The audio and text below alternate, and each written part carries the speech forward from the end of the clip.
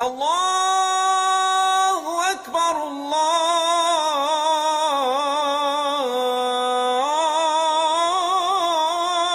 اکبر۔ قبائل کی خانہ جنگوں کی وجہ سے قریش کے گھرانے برباد ہو رہے تھے۔ حجاز کا امن و امان خطرے میں پڑ گیا تھا۔ جنگ فجار کے بعد لوگوں کو ان تباہ کن نتائج کا احساس ہوا۔ جنگ فجار ایک بہت بڑی جنگ ہوئی تھی جس میں بنی قیس اور قریش والے آپس میں لڑے تھے۔ ہمارے پیارے پیغمبر محسن انسانیت حضرت محمد صلی اللہ علیہ وسلم نے بھی اس جنگ میں شرکت کی، لیکن حضور صلی اللہ علیہ وسلم نے تلوار نہ اٹھائی۔ اس سے پہلے ہم جنگ فجار پر الگ سے ویڈیو بنا چکے ہیں۔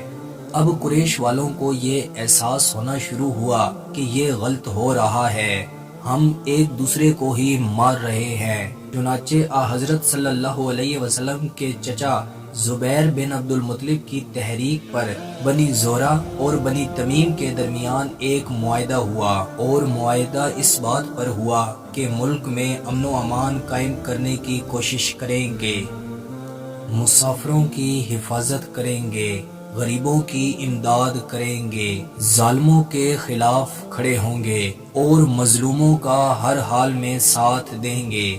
ملک میں امن ہوگا، کوئی کسی پر ظلم و جبر نہیں کرے گا، مظلوموں کو ظالموں کے پنجے سے چھڑائیں گے۔ اب یہ بہت اچھا معاہدہ ہوا۔ ہمارے پیارے پیغمبر محسن انسانیت حضرت محمد صلی اللہ علیہ وسلم بھی اس معاہدے میں شریک ہوئے، اور آپ صلی اللہ علیہ وسلم نے اس معاہدے کو اس قدر پسند فرمایا کہ زمانہ اسلام میں بھی آپ صلی اللہ علیہ وسلم فرماتے تھے کہ اگر اس معاہدے کے بدلے مجھے سرخ اونٹ دیے جاتے ہیں تو بھی میں نہ لوں، اور اگر اب بھی کوئی ایسا معاہدہ ہو میں اس میں شریک ہونے کے لیے تیار ہوں۔ حلف الفضول میں سب سے اہم کردار زبیر بن عبد المطلب کا تھا، جو حضور صلی اللہ علیہ وسلم کے چچا تھے۔ زبیر بن عبد المطلب بن ہاشم بن عبد مناف، یعنی یہ ہاشم کی اولادوں میں سے تھے۔ ان کا تعلق بنی ہاشم سے ہی تھا، جو قریش کا سب سے معزز ترین قبیلہ تھا۔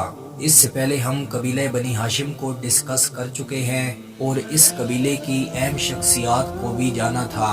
اس ویڈیو میں ہم نے ان کی شخصیت کو ڈسکس کیا تھا۔